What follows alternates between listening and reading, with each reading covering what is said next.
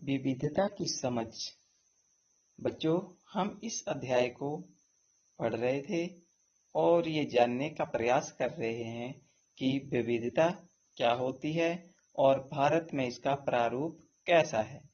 बच्चों, विविधता का मतलब होता है कि अलग अलग प्रकार के लोगों के रीति रिवाज, रहन सहन, खान पान इत्यादि से संबंधित जो क्रियाएं हैं उन्हें विविधता कहा गया है। इसके बारे में और ज्यादा जानकारी जुटाने के लिए हम अगले उप विषय की ओर बढ़ते हैं कि विविधता को कैसे समझें।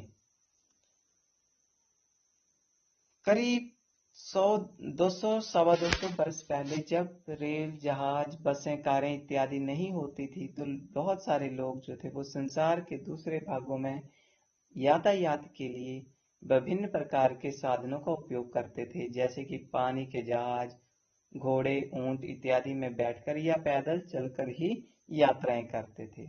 अक्सर ये यात्राएं जो थी वो खेती बाड़ी या फिर बसने के लिए, नई जमीन को खोजने के लिए, व्यापार करने के लिए की जाती थी।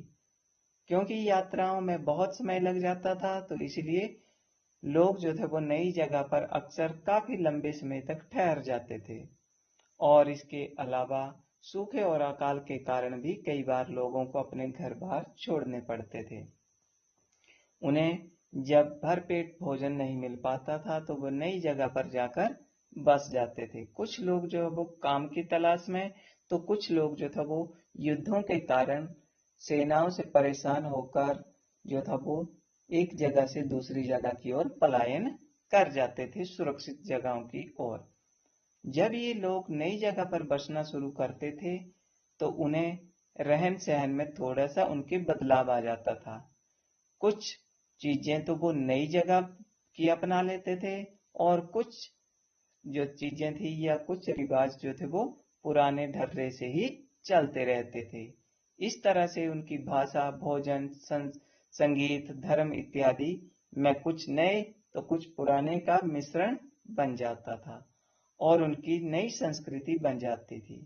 उनकी संस्कृति और नई जगह की संस्कृति में फिर आदान प्रदान होने लगता था। धीरे धीरे एक मिलीजुली या मिश्रित संस्कृति का विकास होता था। अगर अलग अलग क्षेत्रों का इतिहास देखें तो हमें पता चलेगा बच्चों कि किस तरह से विभिन्न सांस्कृतिक प्रभावों ने वहां के लोगों के जीवन और संस्कृति को आकार देने में योगदान दिया है। वहां की भौगोलिक परिस्थितियां भी ये निर्धारित करती हैं कि हम किस तरह का भोजन खाएंगे, किस तरह के वस्त्र पहनेंगे। जैसे कि अगर हम अपने ही हिमाचल की बात करें बच्चों, तो जो भौगोलिक परिस्थितियां हमारे लाहौल स्पीति, किन्नौर, शिमला, कुल्लू, चंबा इत्यादि में है, वो हमारे मैदानी क्षेत्रों में नहीं है। जैसे कांगड़ा, ऊना इत्यादि, यहाँ की भौगोलिक परिस्थितियां बिल्कुल अलग हैं। यहाँ की जलवायु बिल्कुल अलग होगी और ऊपरी क्षेत्रों की अलग जलवायु होगी।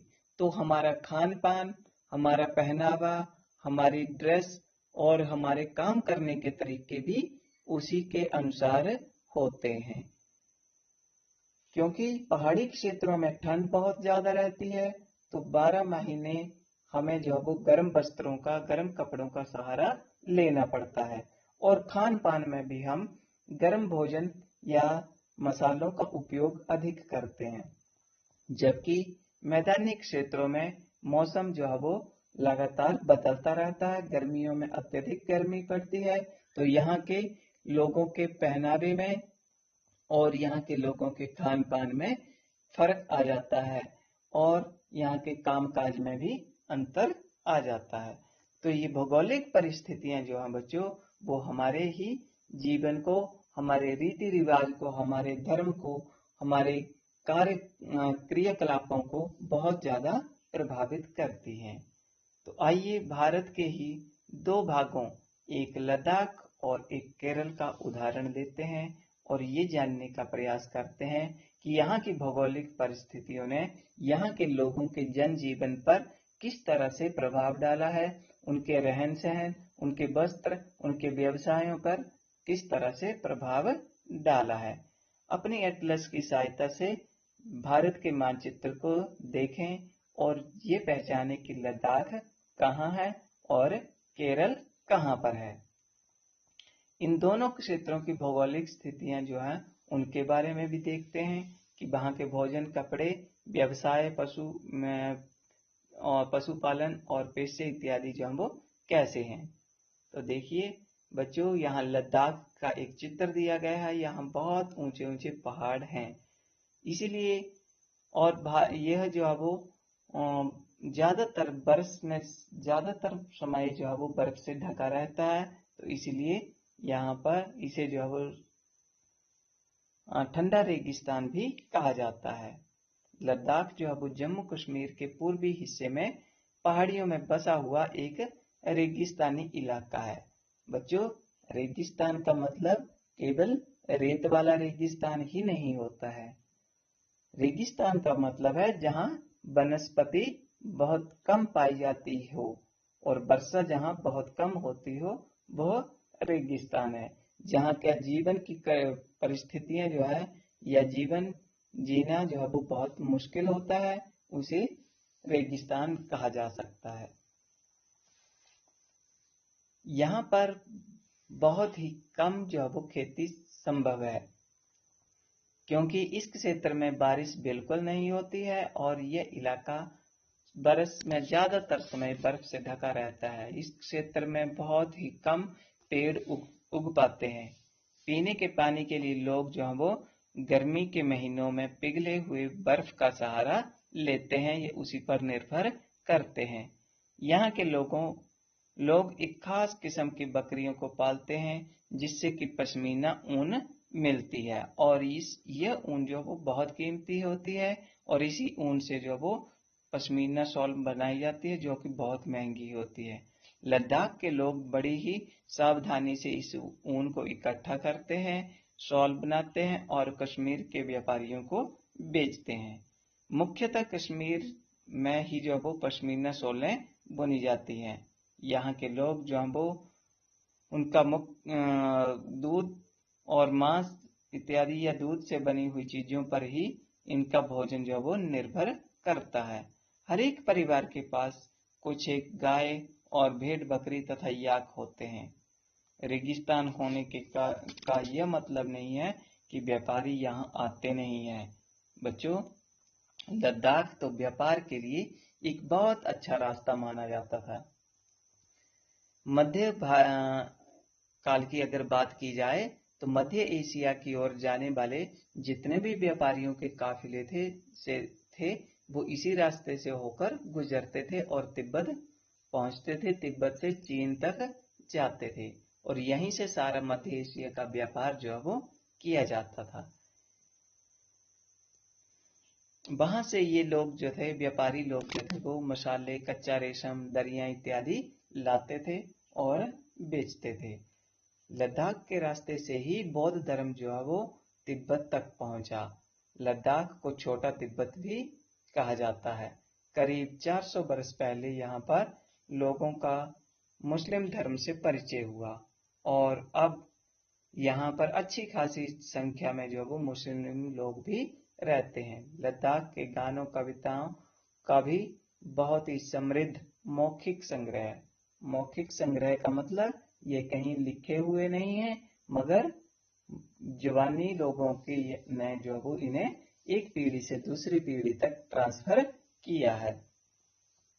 तिब्बत का ग्रंथ केसर सागा लद्दाख में काफी प्रचलित है। इसके स्थानीय रूप को जो वो मुस्लिम और बौद्ध दोनों ही जो वो गाते हैं और उस पर नाटक भी खेलते हैं। तो बच्चों, इस तरह से देखा हमने कि लद्दाख की परिस्थितियों ने जो है वो इस क्षेत्र के लोगों के जनजीवन, उनके रहन सहन, खान पान और उनके पहनावे पर किस तरह से फर्क डाला है। इसी तरह हम केरल को देखते हैं। केरल भारत के दक्षिण कोने में बसा हुआ एक छोटा सा राज्य है। ये एक तरफ तो समुद्र से घिरा हुआ है तो दूसरी ओर पहाड़ियां से घिरा हुआ है, और इन्हीं पहाड़ियों पर विभिन्न प्रकार की मसाले जैसे काली मिर्च, लौंग, इलायची इत्यादि उगते हैं। और इन मसालों के कारण ये क्षेत्र जो है वो व्यापारियों के लिए आकर्षण का मुख्य केंद्र रहा है। सबसे पहले अरबी और यहूदी व्यापारी केरल आए थे। ऐसा माना जाता है कि ईसा मसीह के धर्मदूत संत थॉमस लगभग 2000 वर्ष पहले यहाँ आए, और भारत में जो है वो ईसाई धर्म लाने का श्रेय उन्हीं को जाता है। अरब से कई व्यापारी यहाँ पर आकर बसे, और यहाँ तक कि इब्न बतूता, जो कि करीब 700 वर्ष पहले यहाँ आया था, उसने भी अपने यात्रा वृत्तांत के बारे में लिखा है, और उसने बोला है कि मुसलमानों के जीवन का यहाँ पर विवरण देते हुए वो लिखता है कि मुस्लिम समुदाय की यहाँ अच्छी खासी या बड़ी इज्जत थी। इसी तरह वास्को डी गामा भी पानी का जहाज लेकर पुर्तगाल से यहीं पहुंचा था, और उसी के आने के बाद जो था समुद्री रास्ता खोजे जाने के कारण यूरोप का भारत के साथ परिचय हुआ। इन सभी ऐतिहासिक प्रभावों के कारण केरल के लोग जो वो विभिन्न धर्मों का पालन करते हैं, जैसे यहूदी धर्म, ईसाई धर्म, इस्लाम धर्म, हिंदू और बौद्ध धर्म यहाँ पर शामिल है। चीन के व्यापारी भी केरल आते थे, और यहाँ पर मछली पकड़ने के लिए जो जाल इस्तेमाल किए जाते हैं वो चीनी जालों से हूबहू मिलते हैं, और उन्हें जो वो चिन्नाबल्ला कहते हैं। तलने के लिए जो लोग बर्तन इस्तेमाल करते हैं उसे चिन्ना चिट्टा चिट्टी कहते हैं, जो कि चीन शब्द इस बात की ओर इशारा करता है कि इसकी उत्पत्ति कहाँ से हुई है। केरल की उपजाऊ जमीन जलवायु चावल की खेती के लिए बहुत उपयोगी है, इसलिए यहाँ के लोग जो वो ज्यादातर चावल, मछली और सब्जियां इत्यादि ही खाते हैं। और गर्म जलवायु होने के कारण या समुद्री तट होने के कारण यहाँ समतापीय जलवायु रहती है, तो यहाँ के जो लोगों का पहनावा है उस पर भी ये अंतर डालता है। आज के लिए बच्चों इतना काफी है, तब तक अपना ख्याल रखिएगा। धन्यवाद।